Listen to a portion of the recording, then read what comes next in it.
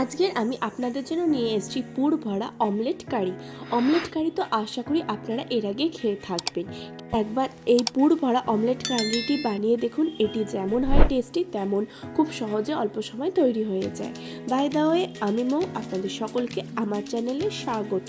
এই পুর ভরা অমলেট কারি তৈরি করার জন্য আমি প্রথমে একটা বাটিতে কিছুটা পরিমাণে জল নিয়ে নিয়েছি আর এরকম গ্রেটার নিয়ে নিয়েছি। এবার একটা আলুকে গ্রেটারের যে বড় ফুটো সেটা দিয়ে খুব ভালোভাবে গ্রেট করে নিচ্ছি।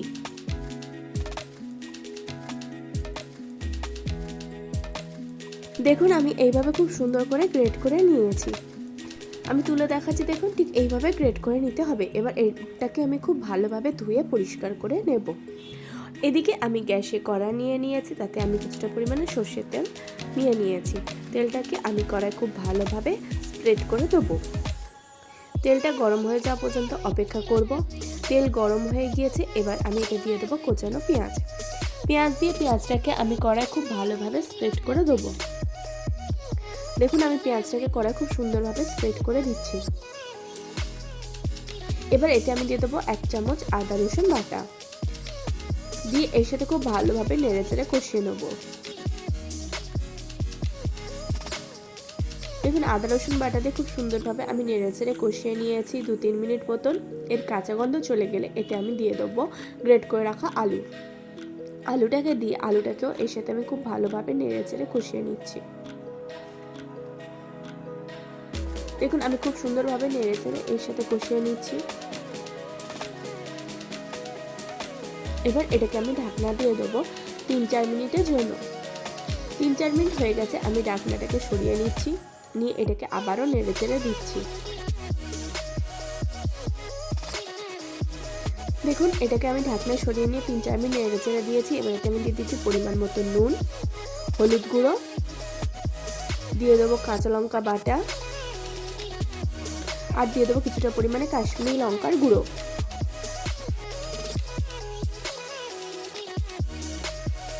সমস্ত উপকরণ দিয়ে এগুলোকে খুব ভালোভাবে নেড়েচেড়ে কষিয়ে নেব।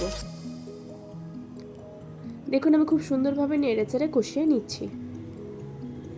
এবার এতে আমি অ্যাড করে দেবো 1 চামচ কিশমিশ বাটা।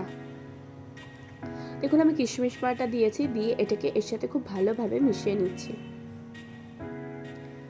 সমস্ত উপকরণগুলোকে আমি খুব ভালোভাবে নেড়েচেড়ে কষিয়ে নিয়েছি। এবার এতে আমি অ্যাড করে দেবো সামান্য পরিমাণে জল। জল দিয়ে জলটাকে এর সাথে খুব ভালোভাবে মিশিয়ে নেব এবং এটাকে ঢাকনা চাপা দিয়ে দেবো 4 থেকে 5 মিনিটের জন্য। 4-5 মিনিট হয়ে গেছে, আমি ঢাকনাটাকে সরিয়ে নেব। আমাদের পুরটাকে অলমোস্ট রেডি। এবার এটাকে একটুখানি নেড়েচেড়ে নেবো, নিয়ে একটা পাত্রে তুলে সাইডে রেখে দেবো। এখন আমি পুরটাকে একটা পাত্রে তুলে সাইডে রেখে দিচ্ছি। এদিকে আমি একটা ছোট বাটি নিয়ে নিয়েছি, তাতে আমি নিয়ে নিচ্ছি সামান্য পরিমাণে নুন, আর নিয়ে নিচ্ছি কিছুটা পরিমাণে মরিচ গুঁড়ো। এবার এতে আমি দিয়ে দেবো একটা ডিম। ডিমটাকে আমি ফাটিয়ে এতে দিয়ে দিচ্ছি। এবার নুন আর মরিচ দিয়ে ডিমটাকে আমি খুব ভালোভাবে ফেটিয়ে নেব। দেখুন, আমি খুব ভালোভাবে ফেটিয়ে নিচ্ছি।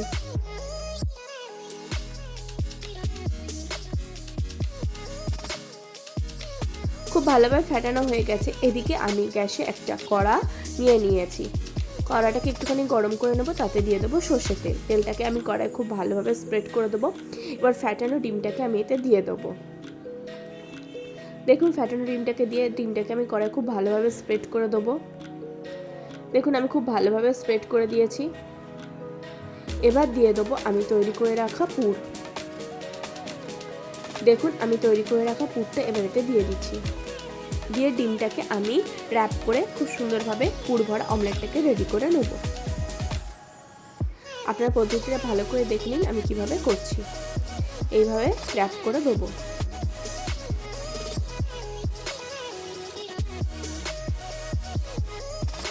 দেখুন, আমি খুব সুন্দরভাবে ভালোভাবে র্যাপ করে দিয়েছি। এবার তেল দিয়ে খুব সুন্দরভাবে ডিমটাকে উল্টে পাল্টে ভেজে নেব।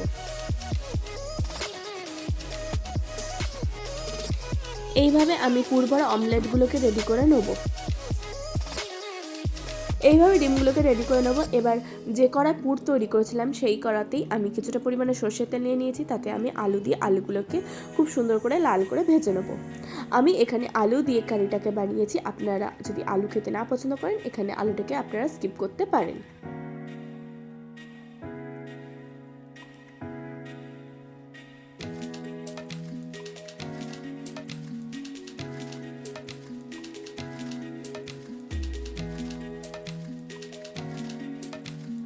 দেখুন আমি উল্টে পাল্টে খুব সুন্দর করে লাল করে আলুগুলোকে ভেজে নিয়েছি। এবার আলুগুলোকে আমি তুলে নেব, নিয়ে একটা সাইডে পাত্রে রেখে দেবো। এবার ওই তেলেই আমি দিয়ে দেবো সামান্য পরিমাণে চিনি। চিনিটা মেল্ট হয়ে হালকা ব্রাউন কালার হলে এতে আমি দিয়ে দেবো পেঁয়াজ বাটা। পেঁয়াজ বাটা দিয়ে পেঁয়াজ বাটাটাকে খুব ভালোভাবে নেড়েচেড়ে কষিয়ে নেবো। দেখুন আমি খুব সুন্দরভাবে নেড়েচেড়ে কষিয়ে নিচ্ছি যাতে এর কাঁচা গন্ধ চলে যায়। এর কাঁচা গন্ধ চলে না যাওয়া পর্যন্ত এটাকে আমি খুব সুন্দরভাবে কষাতে থাকবো। এখানে খুব সুন্দরভাবে কষিয়ে নিয়েছি। এবার এটা আমি দিয়ে দেবো আদা রসুন বাটা। আদা রসুন বাটা দিয়েও এর সাথে খুব ভালোভাবে আমি নেড়েচেড়ে কষিয়ে নেব।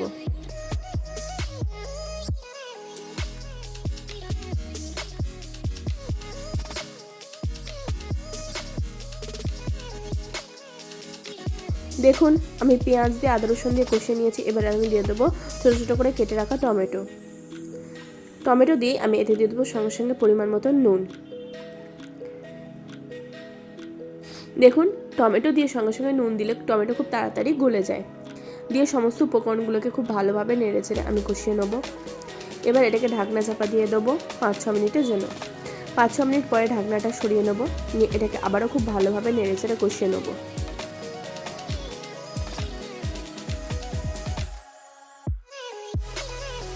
পেঁয়াজ আদা রসুন টমেটো দিয়ে খুব ভালোভাবে কষিয়ে নিয়ে এবার এটাকে আমি ঢাকনা চাপা দিয়ে দেবো। কিছুক্ষণ পরে ঢাকনা সরিয়ে নেব, নিয়ে এটাকে আবারও নেড়েচেড়ে দেবো। এবার এতে দিয়ে দেবো পরিমাণ মতন হলুদ গুঁড়ো আর দিয়ে দেবো পরিমাণ মতন লঙ্কা গুঁড়ো। দেখুন হলুদ গুঁড়ো ও লঙ্কা গুঁড়ো দিয়ে এর সাথে খুব ভালোভাবে নেড়েচেড়ে মিশিয়ে নেবো। আর দিয়ে দেবো কিছুটা পরিমাণে কাশ্মীরি লঙ্কার গুঁড়ো। দিয়ে সবগুলো উপকরণকে খুব ভালোভাবে আমি নেড়েচেড়ে মিশিয়ে নিচ্ছি।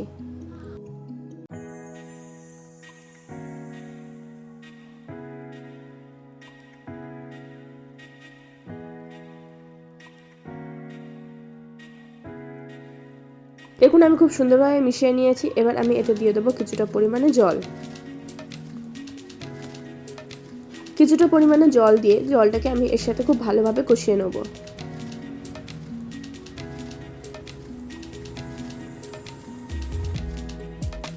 দেখুন আমি খুব সুন্দরভাবে নেড়েচেড়ে কষিয়ে নিচ্ছি।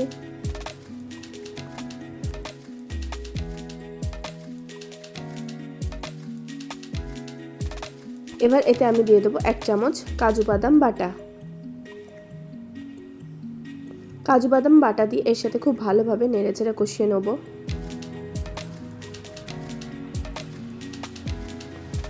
দেখুন আমি খুব সুন্দরভাবে নেড়েচেড়ে কষিয়ে নিচ্ছি।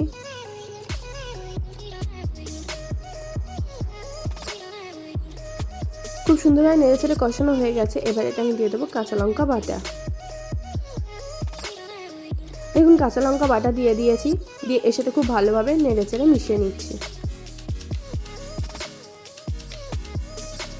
খুব সুন্দরভাবে মেশানো হয়ে গেছে। এবার এতে আমি দিয়ে দেবো ভেজে রাখা আলু। ভেজে রাখা আলু দিয়ে এর সাথে খুব সুন্দরভাবে নেড়েচেড়ে আমি কষিয়ে নেব।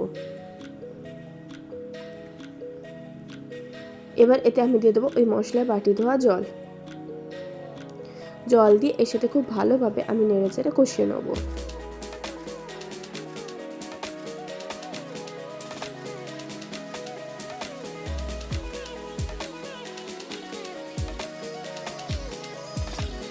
দেখুন আমি সমস্ত কিছু দিয়ে খুব সুন্দরভাবে কষিয়ে নিচ্ছি।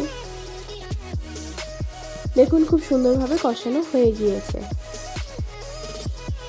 যখন মশলাগুলো খুব সুন্দরভাবে কষানো হয়ে যাবে তখন এটা আমি দিয়ে দেবো পরিমাণ মতন জল। আপনারা যেরকম গ্রেভি খেতে পছন্দ করবেন সেই অনুপাতে জলটা দেবেন। জল দিয়ে জলটাকে এই মশলার সাথে খুব ভালোভাবে আমি মিশিয়ে নেব।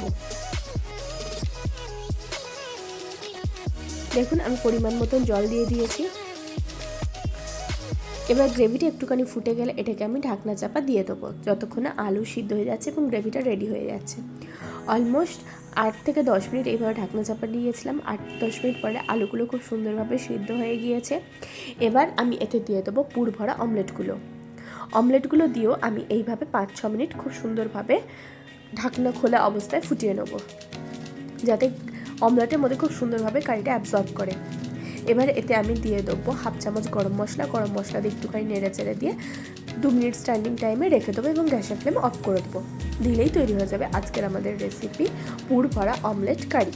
দেখুন কত সহজে অল্প সময় তৈরি হয়ে গেল আজকের এই রেসিপিটি পুর ভরা অমলেট কারি। আপনারা অবশ্যই একবার এই পদ্ধতিতে পুর ভরা অমলেট কারিটি বানান, ছোটো থেকে বড় সকলে খেতে খুবই পছন্দ করবে। আশা করি আজকের ভিডিওটি আপনাদের ভালো লেগেছে।